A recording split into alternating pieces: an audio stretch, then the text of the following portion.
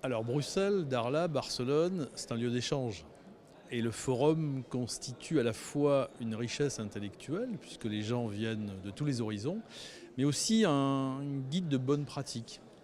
On en a besoin parce que la thématique choisie sur la lutte antiterroriste tombe à pic, puisqu'on a une histoire avec le Maroc, on a une histoire avec l'Espagne, la Grande Andalousie, et bien sûr on a une histoire très présente avec la Belgique. Et depuis 1995, les services belges ont très bien travaillé. La Belgique a toujours constitué un hub du terrorisme. C'est un lieu de passage obligatoire après l'Angleterre.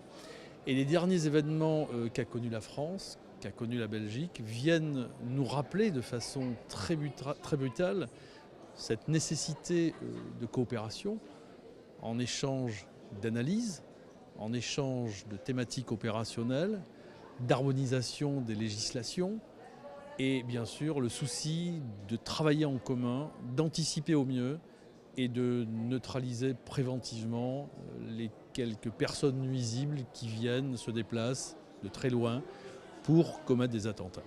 Il y a des échanges de savoir-faire, des cadres juridiques et l'instance de Bruxelles qui correspond au siège de nos institutions est là pour nous rappeler que les différents États qui composent l'Union européenne sont là pour essayer, tout en sauvegardant nos libertés individuelles, de définir le format de riposte qui convient le mieux en termes juridiques, en termes d'anticipation, mais avec des textes qui soient beaucoup plus adaptés à la menace qui évolue à vitesse grand V.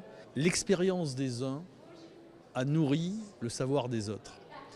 Je m'explique, c'est en mettant dans un pot commun tous nos problèmes qu'on a pu découvrir des solutions en commun et qui puissent servir face à une menace globale tous les pays concernés.